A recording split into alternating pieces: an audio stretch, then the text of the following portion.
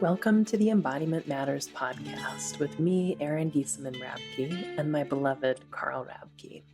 We don't have the luxury of living in ordinary times, but rather we live in extraordinary ones where the way we live in the next decade will make a huge difference in the future of life on planet Earth. We aspire in this tapestry of rich conversations drawn from a variety of wise perspectives to share resources to help you embody the wisdom, compassion, and skillful actions that are needed during these times. You can find out more about our classes and sign up for our newsletter at embodimentmatters.com. You can also become a supporting member of our podcast with a small monthly donation. Look for Embodiment Matters at patreon.com. Hello, friends. It's Erin here, and I'm delighted to welcome you and introduce you to this new podcast episode with the wonderful teacher and author, Cynthia Jurs.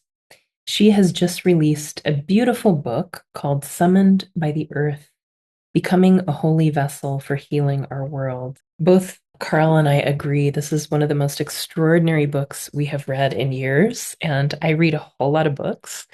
It is an incredible combination of, a riveting travel adventure story, a personal memoir of a life lived in service, full of teachings on Dharma and ecology, and so many incredible stories woven together about what has happened as Cynthia has dedicated her life to this practice with Earth Treasure Vases dedicated to the healing of our world.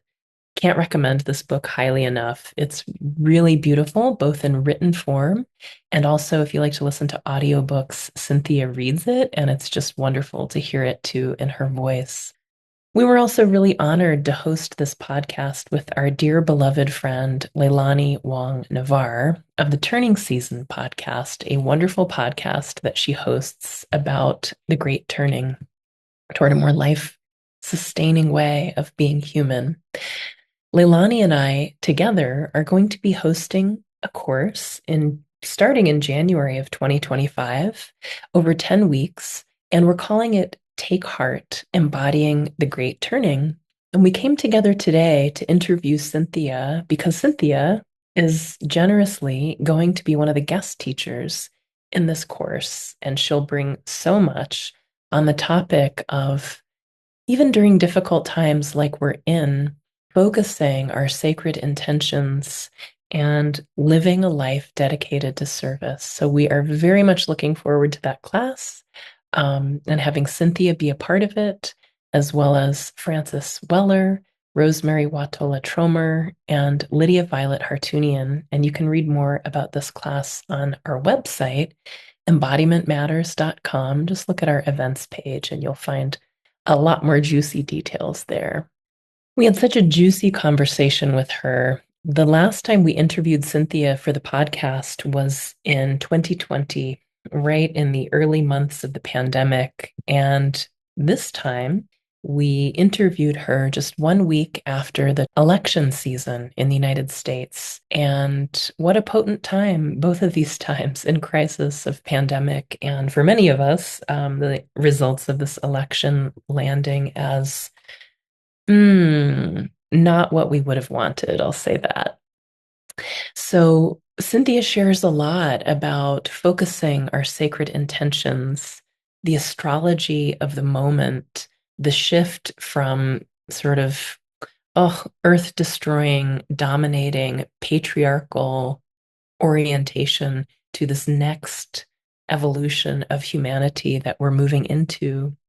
She speaks really beautifully about prayer and action, not as separate, but unified, and the importance of our collective awakening, and so much more. There are so many great stories and wisdom nuggets in this episode, and we really hope you enjoy. Cynthia is a Buddhist teacher in the Order of Interbeing. She was one of the first Westerners who received Dharmacharya transmission to teach from Zen master Thich Nhat Hanh in 1994. She's also a lama and a practitioner of Tibetan Vajrayana Buddhism, and she had a life-changing pilgrimage in 1990 when she went to the Himalayas, met a 106-year-old lama in a cave, and when she asked her core question in her heart about what we can do to bring healing and protection to the earth, he gave her instruction in the practice of the Earth Treasure Vases. So, this is a sacred practice dedicated to bringing healing and protection to the earth by filling these little consecrated clay vessels with prayers and offerings and burying them in places of need around the world. So, Cynthia was given 30 of those at the time. There are more than 70 in so many places around the planet right now. It's incredible to feel the net around this globe of these sacred vessels filled with prayers and offerings. And every vase has its own story. They're not just randomly buried in communities, but she's worked with the local land stewards, the indigenous people, what's happening in the culture locally.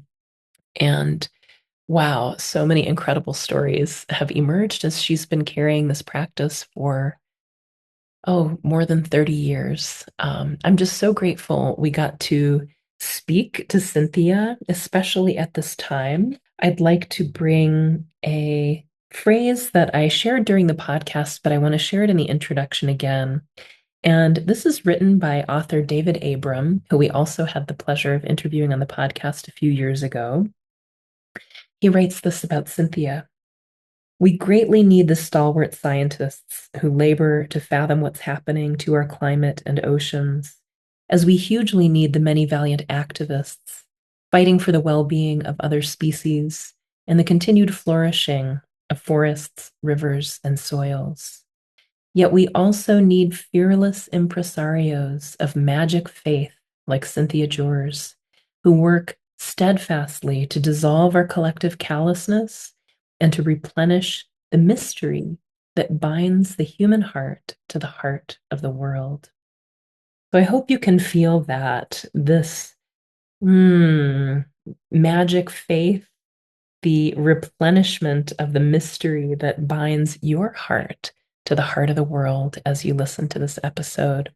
Thanks so much for listening. We always appreciate it if you can leave a review wherever you listen to this podcast, share it with your friends. And of course, we're super grateful for those of you who offer financial support through our Patreon at Embodiment Matters. Enjoy the episode. So, warmest welcome, Cynthia. I'm so happy to be here with you and Leilani and Carl. Thank you, everyone. So good to be here with all of you. It's wonderful to be here. I want to kind of dive right into where we were conversing recently, Cynthia, and to share that I was looking back at the last time we interviewed you on the podcast, which was early pandemic, 4 years ago in 2020, in the midst of that crisis. And on this day, as we're recording, it's a week after Election Day in 2024 in the US, with some devastating results for many of us. And I was writing to you about the patriarchy, and I want to share just this little story first to set up and then let you just go with this. Leilani and I were recently at the gathering of the 20th anniversary of the Council of 13 Indigenous Grandmothers, and we got to watch your magnificent film about them while we were there too. And during that weekend, one of the grandmothers was standing up at the microphone and, calling her supporters by her, thanking them as they do. And she asked one woman to come up to the microphone. This is someone who has deep knowledge of astrology. And she said, "Can you tell us what's happening in the stars right now?" And this sort of shy, humble woman came up and she said, "It's the last hurrah." And I felt in my body the gravity of that because we're here talking about the earth and indigenous cultures. But she played it so well because 2 seconds later, she said, "Of the patriarchy." And the room went into like great cheers. And I just want to cry asking this question. It's like, is this the flaming end of the patriarchy? I'm astonished with what we're looking at politically in the US and the global impacts of that. So, what did I say? Why is it flaming so strongly when it needs to die so soon? This old, dominating, harmful model. And you wrote something beautiful, and I'd love you to read it. And then let's take that as a jump off point for this whole conversation. Thank you. Okay. Well, I want to say something about the astrology too, but I guess first, if you'd like, I'll read what I wrote this morning. This is just sort of what came, how these things come. I wrote that we have held sovereignty across lifetimes, tended our temples, held each other's mysteries, and cultivated our capacity as healers and seers, mothers, lovers, and friends. The patriarchal system that has oppressed and abused its way to power and richness is crumbling. It will try, but it will not succeed.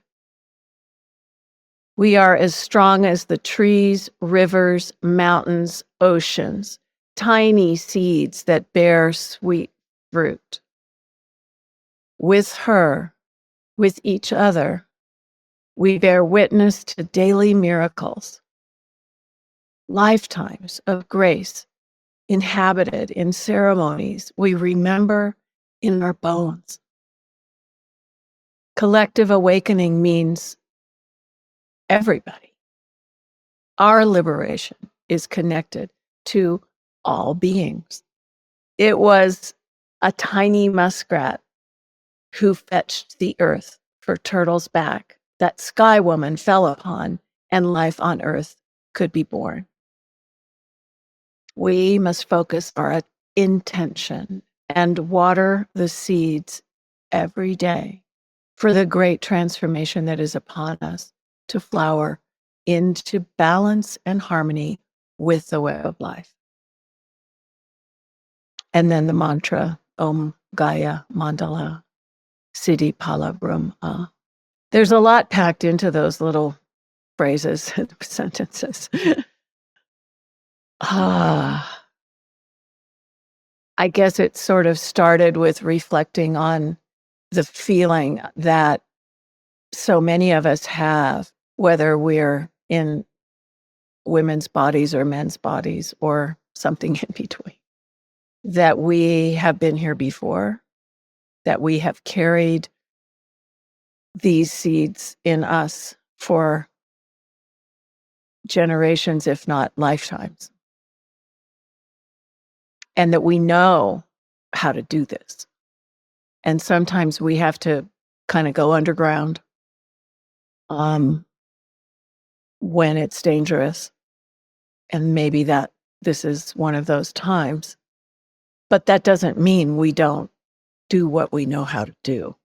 And the point being that we are and need to and will nourish life on earth, what is constructive and healing, and not what is destructive and oppressive. And, after I wrote that, I wanted to add, how can this destructive pattern that is killing the planet be anything that anyone would want to align with? It's just so inconceivable given how dependent we are on the web of life. So there's that, but what good does it do to even go there, really? Because it just polarizes us and puts us into a reactive place. So I think focusing our sacred intention over and over again in all the ways that we are each called to do that, in the incredible diversity of our humanity, that is the watering of the seeds. And that is the force that will empower the transformation that we recognize is upon us now to go in the right direction. And I think we've trained for our lifetimes for this moment. And so we have to put that training into practice and into our full embodiment. So beautiful. And I just want to thank you, Cynthia, for the thread you follow and like what you bring to this world with your heart and your teachings, and to encourage readers, if you have not read Summoned by the Earth, it is one of the most exquisite spiritual biographies, Dharma instructions, deep ecology, sacred activism, riveting storytelling. Like, I just want to celebrate how appropriate your medicine is for these times. And I'd like to read a little passage where you first quote your beloved teacher Thich Nhat Hanh and then respond, because I think it's the essence, or one of the many essences that I found from your book and your teachings. So it begins with this quote: "When you're able to see the earth for the bodhisattva that she is, you will want to bow down and touch the earth with reverence and respect.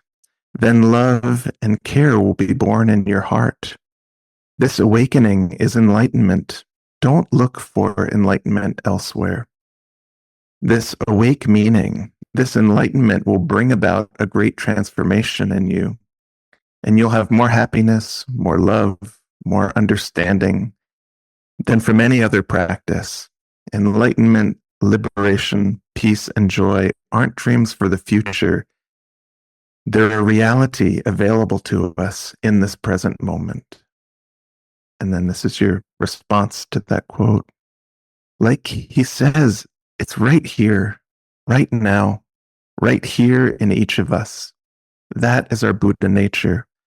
And we have to access what's already here. And we can access that through the earth, through this incredible bodhisattva, every time we touch the earth with our awareness, with our feet, with our reverence, with our respect. When you contemplate the web of life and all the living systems working together, it's a total miracle. Just look inside our own human bodies, all the bodies of life on earth working together. It's so incredibly miraculous when you touch this caring. That understanding is enlightenment. That is it. It's nothing else. And I just appreciate so much, Cynthia. It's not something that I've heard in many other contexts, this sense of earth as bodhisattva. And for me, it feels like that weaving of indigenous intelligences and the wisdom of the Dharma together. And I'd love for you to just reflect on that a little bit, if you would. Oh, gosh, you got me crying already. Yeah, that is awakening, to come into this understanding that we are not separate from that web of life, and from the miraculous way in which life unfolds on Earth. I mean, any direction you would choose to look,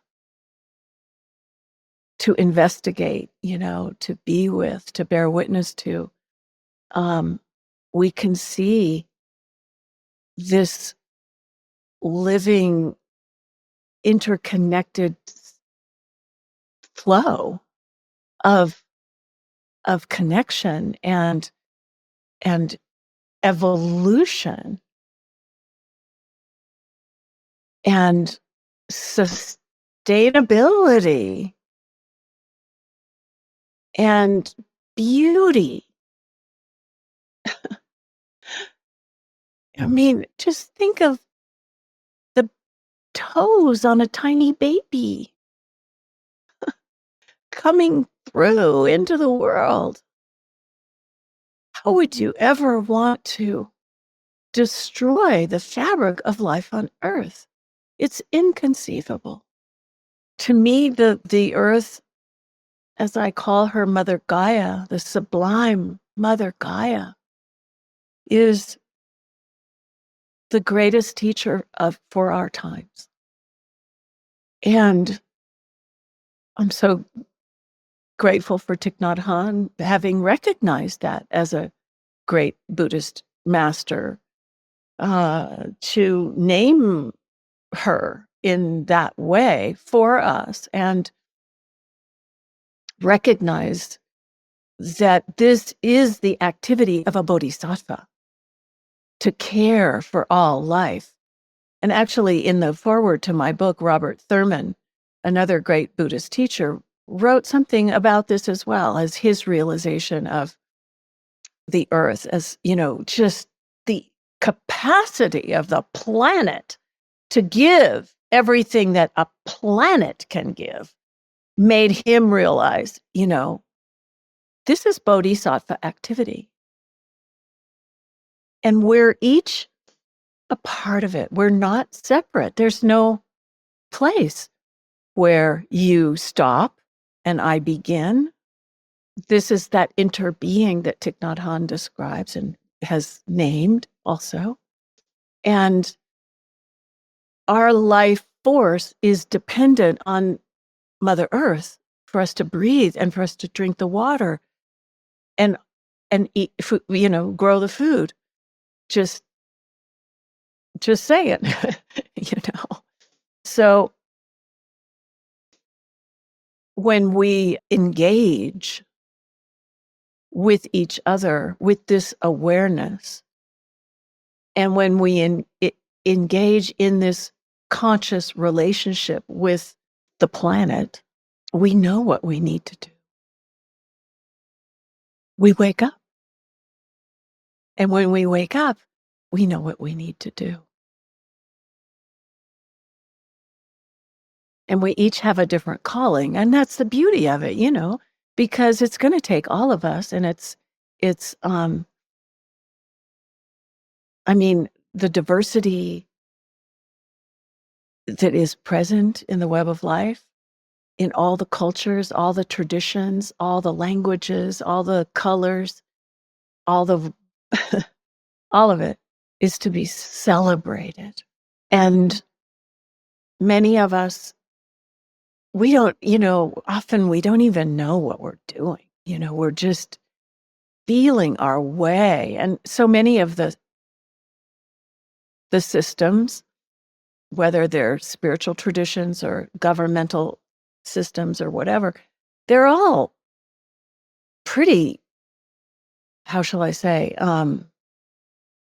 so many of them are caught in that patriarchal system that has upheld the power and the oppression and the dictates of how we're supposed to do this. And we have followed along, but those systems are broken.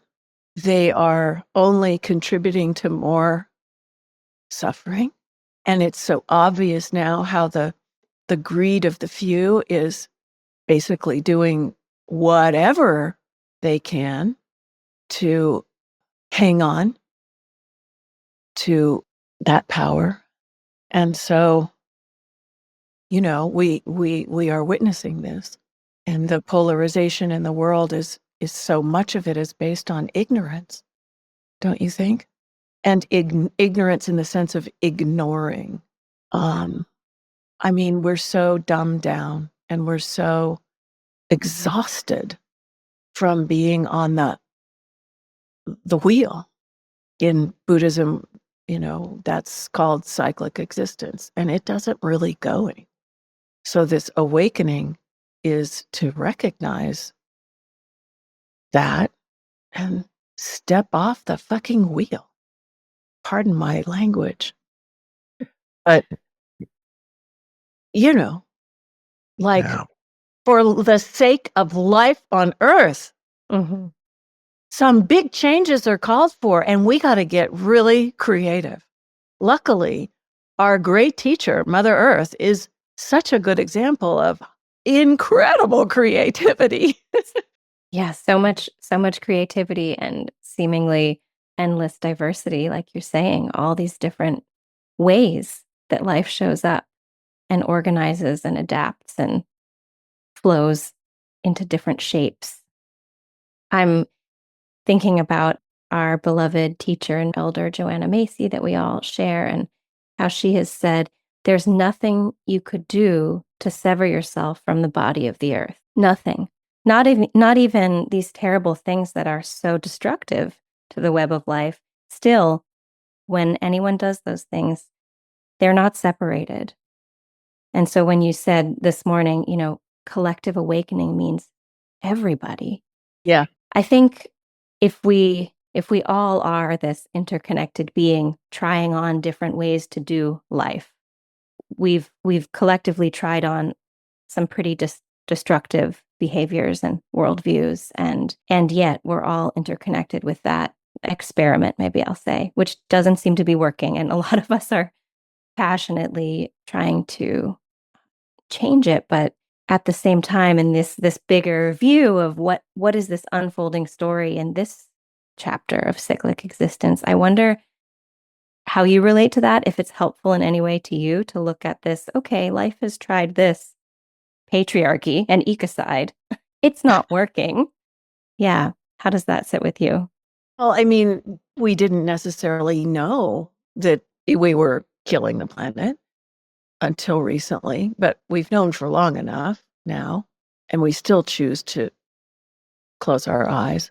We didn't, I mean, I think, there's rhythms and phases for everything, and we have tried to live together on the earth in so many ways. We're so creative, and maybe patriarchy wasn't so horrible, in an earlier time. Maybe that was what was needed. I don't know. Maybe not. But we've gone down that path. And are we going to continue down that path now that we've seen what we've seen? Is that the way?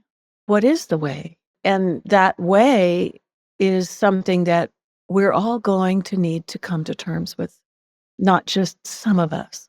Speaking of that, Cynthia, I'd love to just go back to your book, and I echo everything Carl said about what an extraordinary, extraordinary book it is. And congratulations. I know it's been a huge labor of love to bring this forth, and can't recommend it highly enough. I was looking this morning at the table of contents, and the beautiful way I was struck by the 4 sections are, and there's multiple chapters under each section, but answering the call, hearing the cries of the world, becoming a holy vessel, and collective awakening. And I know it's your story, but it also feels like a possibility for people. If your heart is breaking right now and you're feeling, one of my friends was just saying, grieving, gutted, and galvanized by the election results right now, maybe that's part of answering the call. And then I just would love anything you want to say about, I was just struck by how beautifully it outlines your own story, but also a potential pathway. I just want to look at that myself, actually. Answering the call, hearing the cries of the world, becoming a holy vessel, and collective awakening. Yeah, there's so much in the book. It's really thick. And so I sometimes have to remind myself what's here. Thank you for that, Erin. Yeah, I mean, the book traces my own path, as you say, but it is also an invitation for everyone. And I think that is the invitation in these times, that each of us has to reckon with the ways in which we have participated in what has resulted in our world, and also give over to something larger than our little habitual patterns that don't go anywhere, that just keep us going around and around. And so when we get quiet, when we listen deeply, when we, go to the ocean and look out over the far horizon, or put our back up against an old redwood tree, or when we lie down or wake up at night, what comes in those quiet moments that's like our deepest heart speaking to us? That's the voice to listen to, not the voice of the dominant culture screaming at us all the time. And that voice is our truth, our calling. That voice is summoning us from, maybe you could say, the web of life. And the assignment is to get quiet enough that we can hear it, and then reorient around those instructions, which isn't easy, because much will have to fall away and be worked and transformed as we reorient. But once we've chosen to answer the call, things start to change for the better, even though it means facing into the cries of the world, hearing the cries of the world, facing into the suffering. Because when we take that step, then suddenly we're not blind anymore. We're not pretending like everything's okay. And then it's like, whoa, it's humbling, and it's also galvanizing, like you said, grieving, gutted, and galvanized. And then we have to hone the vessel, because responding to the suffering is really hard to do. We want to turn away. That's all we really want to do, is like, no, I don't want to go there.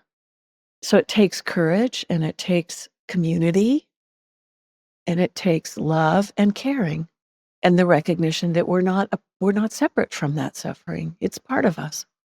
But we can't turn our backs or close our eyes.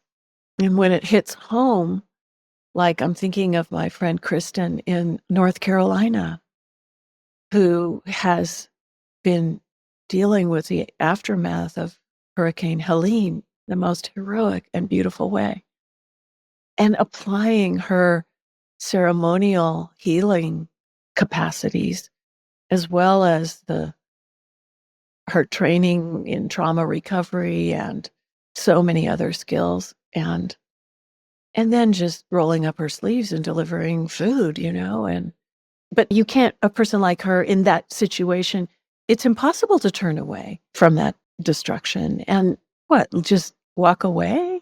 So that's a way of honing our vessel and becoming like, it was actually Joanna Macy who said to me, after she had been hearing about the Earth Treasure Vase practice that I have carried for so long and write about in my book, and she was part of, she said, it's as if we ourselves are holy vessels, because in a way, who's to say what will come from planting a little clay pot filled with prayers and symbolic offerings? Although I could tell you a few things that do come and have come, and the miracles that happen because we get out of our own way.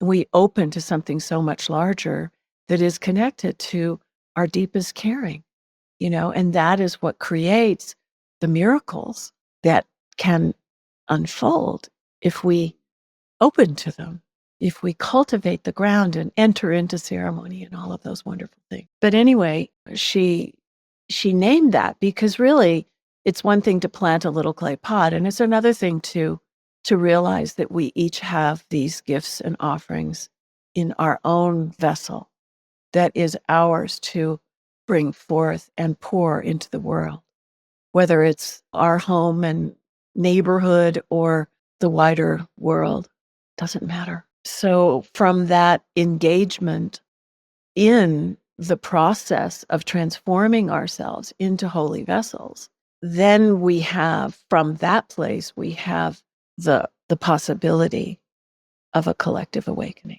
Cynthia, I'm wondering if you might share a miracle or two, because so many of your stories illuminate that there are deeper currents of healing and interconnection that aren't so visible through rational mind or the scientific methods, but that there is something very much alive that comes through this planting of prayers and intention and this global network of healing. If you want to share a story or two.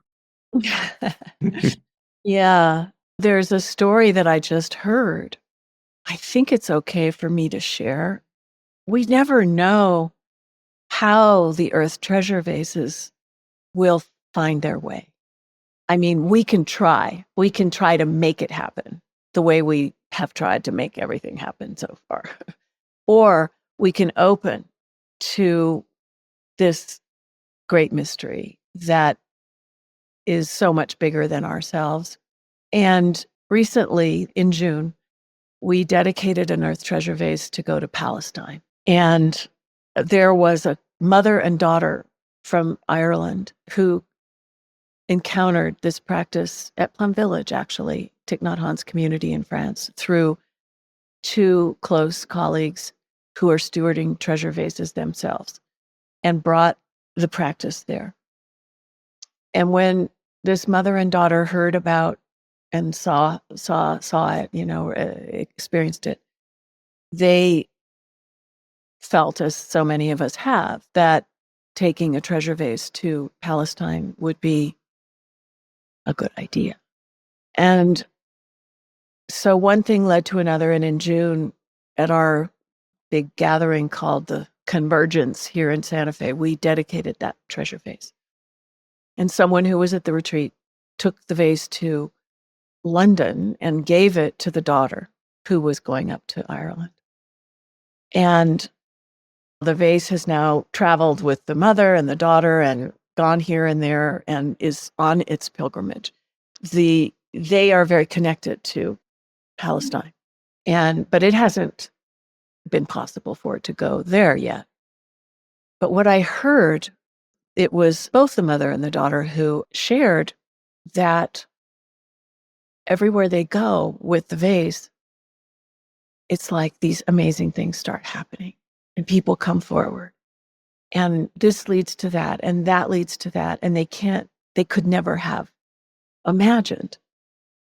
And the amazing thing that has recently happened is that there is a musical group, and I don't have these details, so it's a little risky for me to share this, but please bear with me. There's a musical group, I believe, that might have been started in Israel, but has chapters in different places around the world.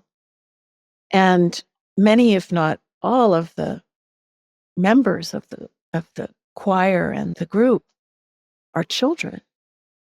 And she was saying how, with what's happening in Palestine, that so many children have been orphaned and lost limbs.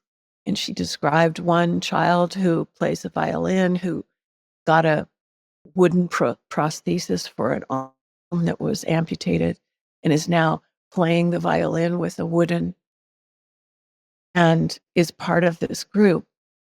And you may know that the Irish government and president has spoken out very publicly in support of Palestine. And so they've now invited this group of musicians and singers and children to come to Ireland and to perform and to meet the president and, have events.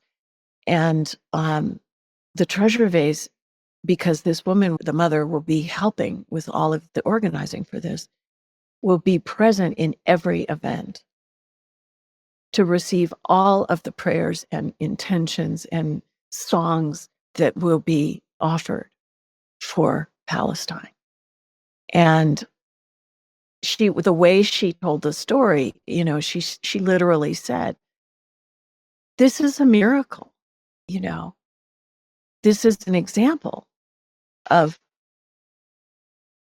miraculous unfolding that, and then to think that it would be the children who would take the treasure vase back to Palestine. Wow. So beautiful. I don't Beautiful. know. We don't know. This is just like in the dreaming. But it's happening. So we'll see how it unfolds. And that openness to like mystery is, but yet not just passively, right? Like the Dalai says, you have to work to make your prayers come. Getting our fingernails dirty, planting the pots in the ground, literally, another location, just while we're on this subject, being Liberia in Africa, post-Civil War, and working with former combatants and, the taking of a treasure vase there, turning into a peace-building effort that still goes on with building peace huts and digging wells and teaching mindfulness under the peace huts to people who are recovering from war. So that's a miracle. Yeah. Yeah, that chapter about your whole journey in Liberia and with everyday Gandhis moved me so deeply. Your story about teaching mindfulness to Christian Bethelson, a former general. And it really brings into focus for me this question of prayers and work, dirty fingernails as we focus our sacred intentions. And sometimes I hear people feeling like you have to choose between, are we just going to pray or are we going to organize? And one thing I loved about that story, that chapter in particular, was they felt completely intertwined and inseparable. And maybe it's like you said earlier in our conversation, that the ability to focus our sacred intention really changes everything. So I guess I'm curious what you might have to say to people who may be still seeing prayer and action or spiritual practice and organizing as separate. Right now I'm doing one and right now I'm doing the other. And I know you have so much experience and teachers who've spoken to that. So yeah. No, that's a good one. In a lot of ways, I feel like our activism has kind of been reproducing the problem in some ways, how we just feel like we're just pounding our head against the wall. So it's like you can't get there from here. And so when we stop and really come back to our deep source of it's unconditioned by the reactivity that we're so often in relationship to what's going on in the world and why we want to roll up our sleeves and become activists, that when we take a breath and stop and like just step back for a minute and go, oh, because we burn out really quickly. And I have, when the change doesn't take root.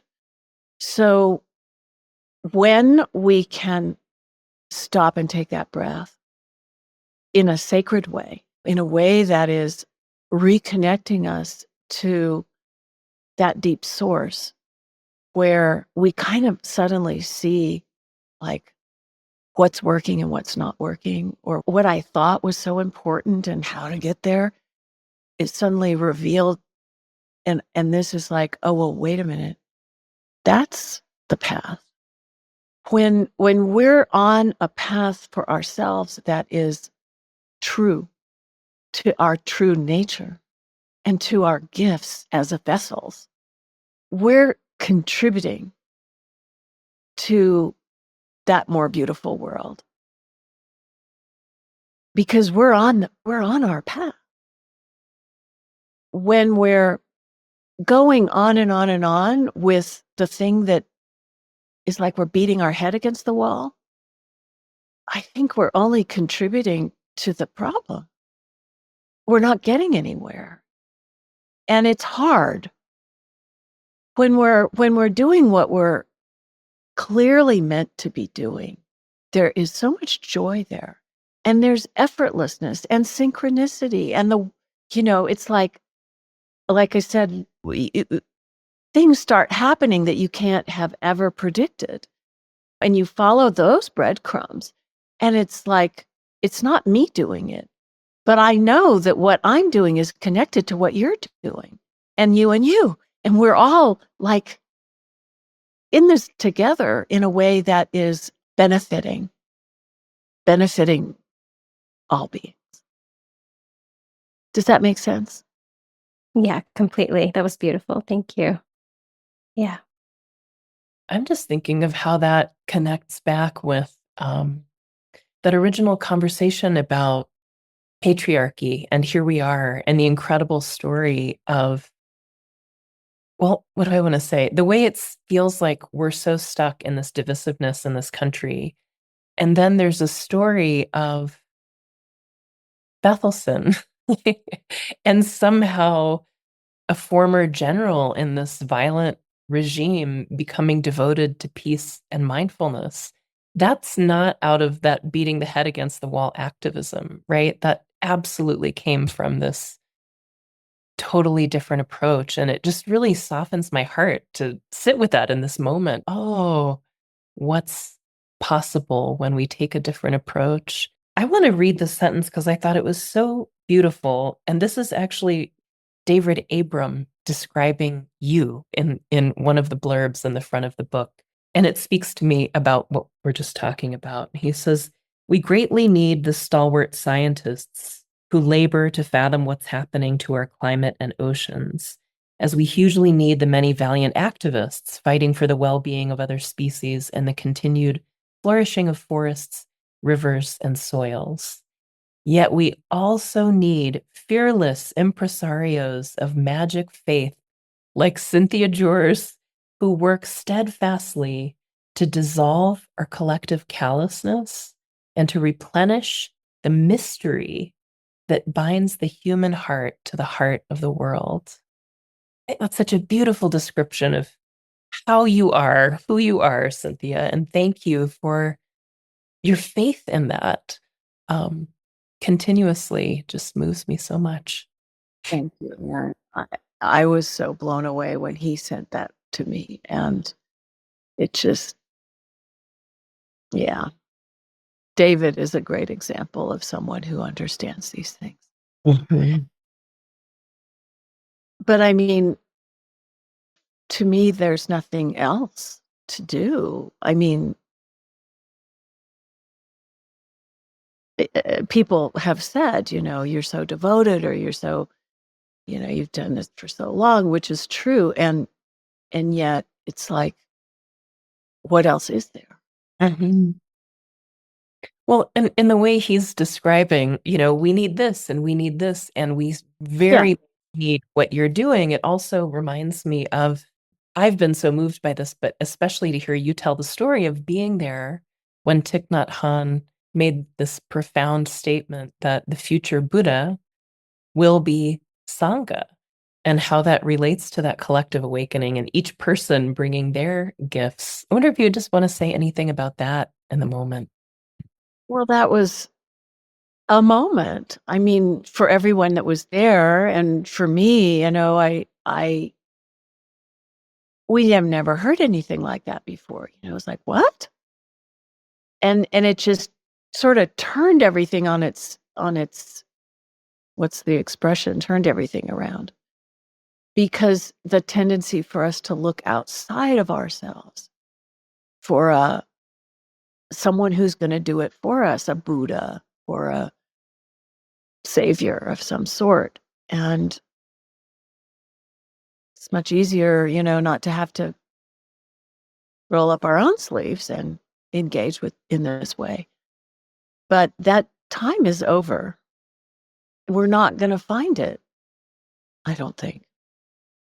Instead, we find it within ourselves. Like, you have such wisdom, such gifts, such grace and insight and engagement. And each of you, this conversation, and everyone listening and all our relations. And so if we're engaging with the big change, we want to bring that out. We want to nourish it and empower it in order to bring about the healing and the protection and the renewal that's called for. And when I say that we have to stop the activism, I don't mean that those who are really called to that path, they got to keep going, right? They're doing it. They're doing what they're supposed to do. And we each have our way. Yeah. It totally blew my mind when Bethelson told me he would never pick up a gun again. That's it, you know. Mhm. And he did. He transformed. He is transforming. And if he can do it, yeah, anything is possible. Mhm. Really. Yeah, Cynthia, I think it's such a powerful story because I notice in this week post-election there is a lot of tendency in the field to discharge the pain and discomfort into some kind of blame. Like it's the billionaires, it's the this, the that, and even on the global situation, how to, just how do you hold that when you see someone like our future president or these earth-consuming Wahtico qualities? Like it can be so easy to other and put the blame on them. And how do we weave that into collective liberation? Yeah, good question. I know I get caught. It's a habit. It's a habit that we have inherited and have embodied for such a long time to do that. So that's where practice comes in, I guess, to recognize it when it arises and then just take a step. Just take a step back, take another breath. I think Bethelson, his habitual pattern was to carry that gun and out of any shred of reactivity, just use it. But he has honed that part of himself to where he's not going to do that. I mean, he wrote a Facebook post saying he was congratulating us on getting through the election without violence. But anyway, this is for each of us to come to terms with. Yeah. Standing our truth in the face of, but not fanning the flames of violence and separation. Mm-hmm. Not enough of that in the world. I want to go back to the astrology thing, though, and just say that I don't know if you know who David Nickel is. He's a colleague of mine who I have done things with over the years. And he's an astrologer. He recently talked to me about the astrology going on in the world, which I'm not an astrologer, so I'm not a good person to tell you what's happening in detail. But we can all recognize that we're in this like squeeze, and it's a time of moving from one paradigm to another. In this case, it's the paradigm of Pluto in Capricorn to Pluto in Aquarius. Pluto being the planet of transformation, and Capricorn being the patriarchy. Okay, and Aquarius being like the people, the grassroots, and a whole new operating system is basically what's emerging from the grassroots. And the recognition that the top-down authoritative system is no longer the system that is going to take us where we need to go on our evolutionary journey of life on Earth. And so that's what we're in. And what he shared is that it's really intense. It's chaos. It's destruction. By the time we get to sort of June 2026, we are in the new system. We have come through. Wow. May it be so. With every cell in my body, I'm praying. With so that it doesn't violence. have to take really a long time. It may be bad, but it might not have to go on and on. Right. Mm-hmm. Yeah, thank you for sharing that. Yeah, I noticed just something like softening in my body with that possibility.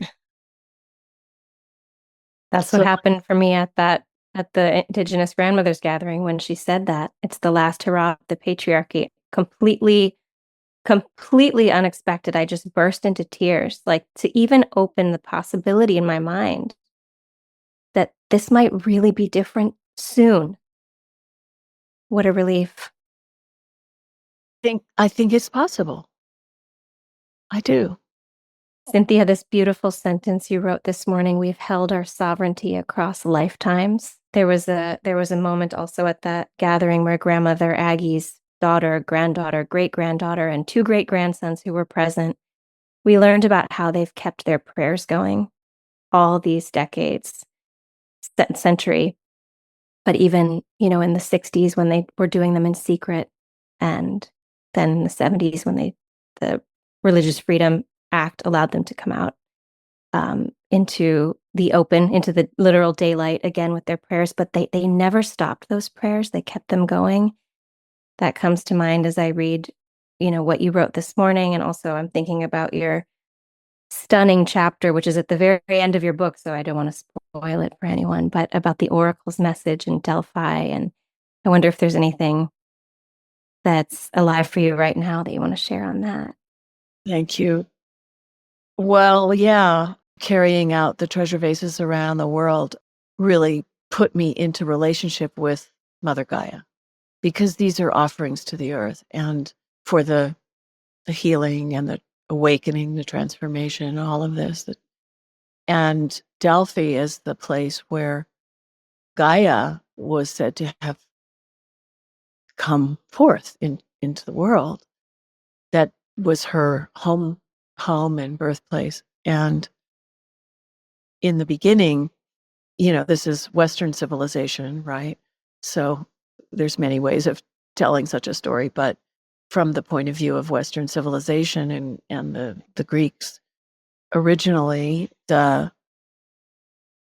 oracle that is known to have been present at Delphi was Mother Earth, was Gaia. And the priestesses who were called to tending her and listening to her, who were the voice of Earth, the wisdom of Earth, the guidance that we get from the Earth, dedicated themselves to keeping that connection through the ceremonies, through the seasons, through maintaining the balance and the harmony that is needed for us to be in right relationship with her. And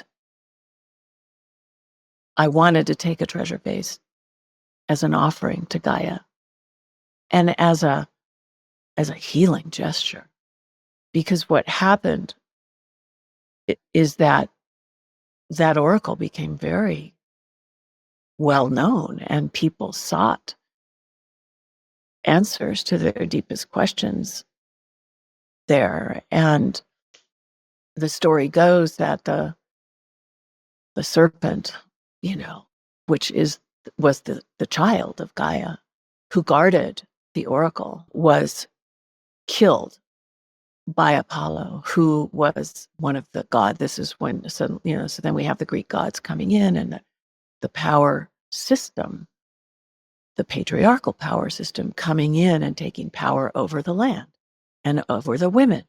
and over the wisdom of the earth.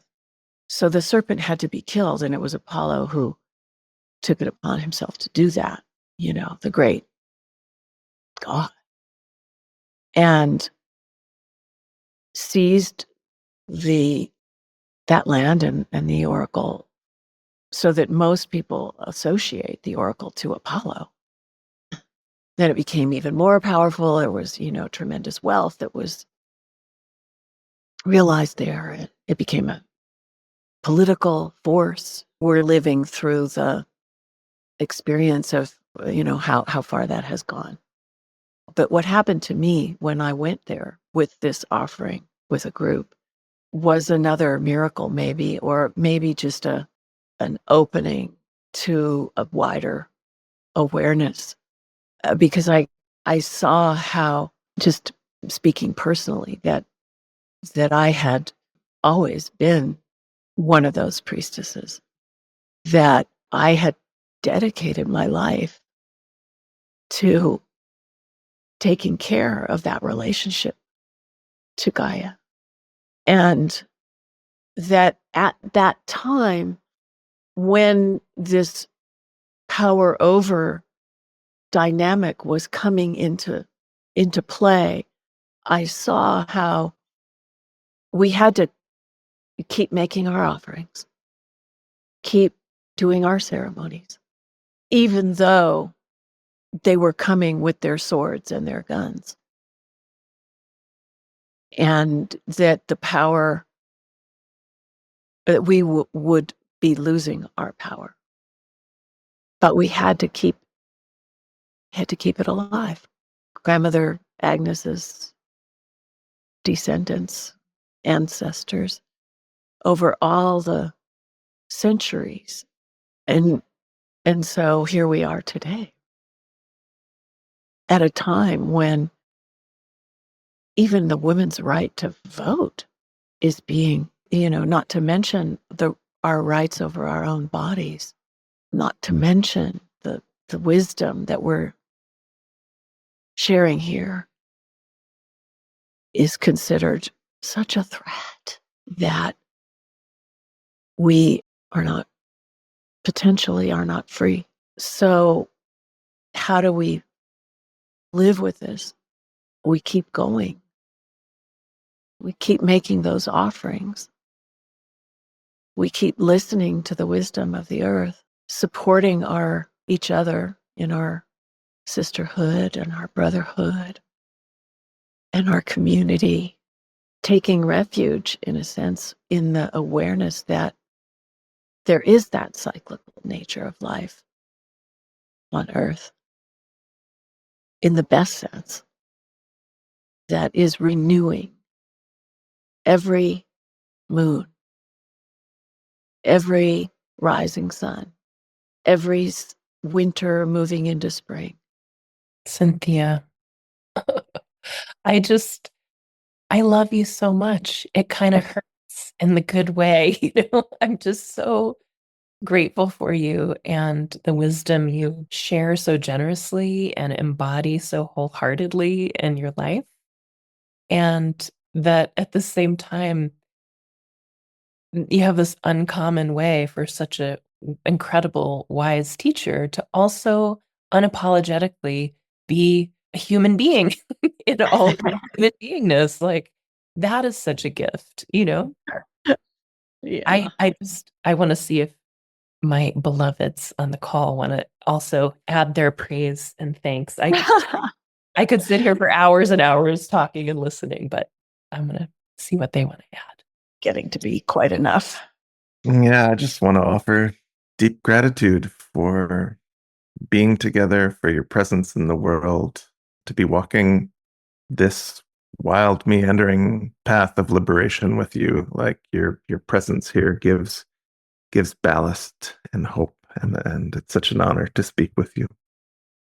Thank you so much, Cynthia. Thank you, Carl and Erin. I feel grateful that we're here at the same time. It really just to know that we are walking together, kissing the earth with our feet as we go and companioning each other. And your book and your story and your teachings, this conversation, Cynthia, have been such a gift to me.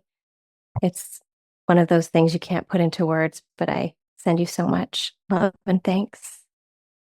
Yeah, it's beautiful. I was thinking how Thich Nhat Hanh says, I am because you are, or I am here because you are there. And pointing to that sense of interbeing. And I wouldn't be able to share the things that I share if you weren't here in this conversation with me. And it's just how incredible we can bring these things out between us and weave these threads in our lives and in our world. And so thank you so much for inviting me to be with you today. Thank you so much. Thank you for listening. You can help support this podcast by leaving a review on iTunes, making a donation at bodyhappy.com, or by sharing it with your friends. We appreciate your support.